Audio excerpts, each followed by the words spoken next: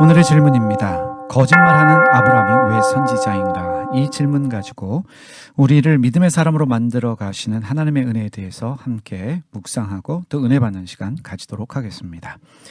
아브라함은 그랄 왕 아비멜렉에게 자기의 아내를 누이라고 속였습니다. 이 사실을 알지 못하는 아비멜렉은 사라를 아내로 맞이하기 위해 데려갔습니다.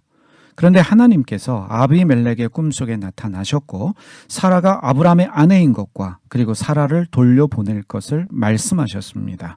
창세기 20장 7절의 말씀입니다.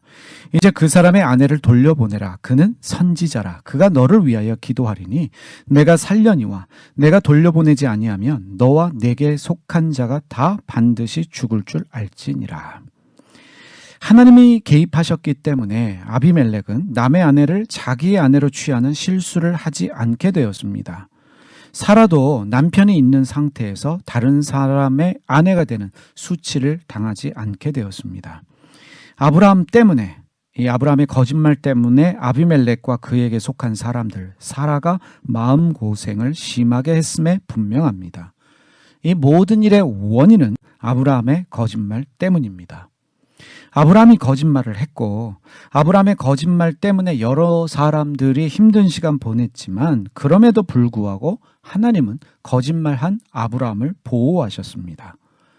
아비멜렉에게 어떠한 처벌을 받지 않도록 하셨을 뿐만 아니라 아브라함의 거짓말 때문에 어려움을 겪은 아비멜렉에게 아브라함은 선지자다라고 말씀하십니다.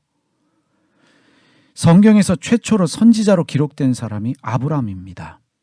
거짓말하는 아브라함을 선지자라 주님이 말씀하십니다. 그래서 우리는 이런 질문을 하게 됩니다. 거짓말하는 아브라함이 왜 선지자인가? 거짓말하는 사람도 선지자가 될 수 있는가? 이런 질문할 수 있겠지요. 수준도 안 되는 사람을 어떻게 선지자라고 말씀하시는가? 하나님에 대한 질문이 생겨납니다. 이 질문들에 대한 답을 찾기 위해서 먼저 선지자가 어떤 사람인지에 대한 이해가 필요합니다. 이 선지자로 번역되어지는 히브리어 단어가 나비입니다. 근데 이 나비의 어원이 무엇인지 정확하게 알 수 없기 때문에 학자들은 이 히브리어와 같은 계통의 언어인 아카드어 또는 아랍어에서 그 의미를 찾으려고 합니다. 대표적인 두 의미가 있습니다. 나비라는 단어가 가진 대표적인 두 가지의 의미는 부르심을 받은 사람 그리고 알리는 사람, 이 두 가지의 뜻을 가지고 있습니다. 그래서 선지자를 이렇게 정의할 수 있습니다. 신의 부르심을 받아서 신의 뜻을 전하는 사람으로 나비, 선지자를 정의할 수 있습니다. 그러면 먼저 부르셨다는 말을 우리가 생각해 보면 좋겠습니다. 부르셨다라는 말은 하나님이 책임지신다는 말입니다. 하나님이 부르셨다. 그 말은 하나님이 책임지신다는 뜻입니다. 아브라함은 완벽한 사람이 아니지요. 문제가 많은 연약한 사람입니다. 갈대아인의 우르에서 우상을 숭배하던 사람이었습니다. 나이가 많이 들었지만 자식이 없었지요. 그리고 살기 위해 자기 아내를 누이라고 속였습니다. 그것도 한 번도 아니고 두 번이나 속였던 사람입니다. 이러한 아브라함을 하나님이 부르셔서 믿음의 사람으로 만들어 가고 계십니다. 갈대아인의 우르에서 끄집어내신 분이, 부르신 분이 하나님이십니다.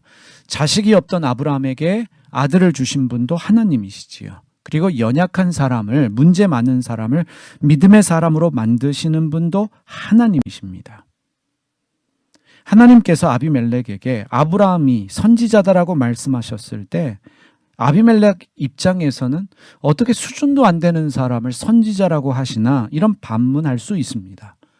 근데 하나님께서 선지자다라고 말씀하셨을 때 내가 부른 사람이다 라고 말씀하신 것은 내가 책임지는 사람이다. 지금은 거짓말하고 있지만 이 사람은 내가 책임져서 믿음의 사람으로 만든다. 그래서 하나님의 뜻을 전하는 사람으로 만든다. 그런 의미입니다. 말씀드렸지만 부르심을 받은 선지자는 하나님의 뜻을 전하는 사람입니다. 선지자가 어떻게 하나님의 뜻을 전할 수 있겠습니까? 말이 아닙니다. 삶을 통해서 하나님의 뜻을 전하는 사람, 그가 선지자입니다. 하나님의 생활 방식으로 친절하고 너그럽게 살아서 바르게 살아서 하나님의 뜻을 전하는 사람을 선지자다라고 말할 수 있습니다. 하나님은 아브라함의 삶을 통해서 반드시 하나님의 뜻을 전하실 것입니다. 다시 말하면 아브라함은 하나님이 만들어 가시는 사람입니다. 하나님의 뜻을 전하는 사람으로 하나님이 만들어 가시는 사람, 그가 선지자인 아브라함입니다. 선지자인 아브라함은 아비멜렉을 위해 기도합니다. 그리고 하나님은 그의 기도에 응답하셔요. 창세기 20장 17절과 18절의 말씀을 읽겠습니다. 아브라함이 하나님께 기도하매 하나님이 아비멜렉과 그의 아내와 여종을 치료하사 출산하게 하셨으니 여호와께서 이왕에 아브라함의 아내 사라의 일로 아비멜렉의 집에 모든 태를 닫으셨음이더라. 하나님은 아브라함의 기도에 응답하심으로 아브라함이 선지자로 어떻게 살아가야 할지를 아브라함에게 보여주셨고 아비멜렉에게 보여주셨습니다. 아브라함은요, 거짓말했습니다. 그래서 자기 아내와 아비멜렉 주변 사람들에게 어려움을 주는 사람이 지금 현재의 모습입니다.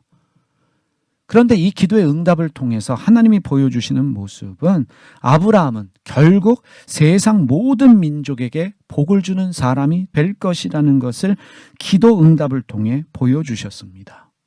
아브라함으로 말미암아 세상이 구원을 보게 될 것입니다. 하나님의 구원을 경험하게 될 것입니다. 오늘의 아브라함 거짓말하고 있습니다. 그러나 내일의 아브라함은 거짓말하는 사람이 아닙니다. 하나님이 부르시고 책임지시기 때문에 하나님 때문에 아브라함은 변화되어서 세상 모든 사람들의 축복이 됩니다. 우리 하나님은 거짓말장이도 변화시키셔서 선지자로 만드십니다. 선지자로 만드시기 위해서 우리의 삶을 다루시며 우리의 삶을 간섭하십니다. 그래서 사랑하는 여러분, 오늘의 나 때문에, 지금의 나 때문에 좌절하거나 절망하지 마시기를 바랍니다. 우리를 부르신 은혜의 하나님은 우리를 다루셔서 결국에는 온전하게 하시며 강하게 하십니다. 하나님이 원하시는 그 사람으로 하나님이 만들어 내십니다. 베드로전서 5장 10절 말씀 읽고 마치겠습니다. 모든 은혜의 하나님 곧 그리스도 안에서 너희를 부르사 자기의 영원한 영광에 들어가게 하신 이가 잠깐 고난을 당한 너희를 친히 온전하게 하시며 굳건하게 하시며 강하게 하시며 터를 견고하게 하시리라. 기도하겠습니다. 살아계신 하나님 아버지, 우리를 부르신 주님을 찬양합니다. 우리의 지금 모습은 거짓말하는 아브라함의 모습이지만 우리의 내일의 모습은 기도함으로 말미암아 사람을 살리고 고치는, 사람에게 하나님의 구원을 전하는, 하나님의 뜻을 전하는 선지자로 만들어 주실 줄 믿습니다. 우리의 노력과 열심이 아니라 하나님이 우리를 부르셨기 때문에 우리의 삶을 책임지셔서 결국은 하나님이 원하시는 믿음의 사람으로 만들어 주실 줄 믿습니다. 오늘의 거짓말하는 나 때문에 좌절하거나 절망하지 않게 하여 주시고 나의 삶에 개입하셔서 나의 삶을 만들어 주시는 그 하나님을 믿고 오늘도 당당하게 살아갈 수 있는 저희 모두가 되게 하여 주시옵소서. 예수님의 이름으로 기도드립니다.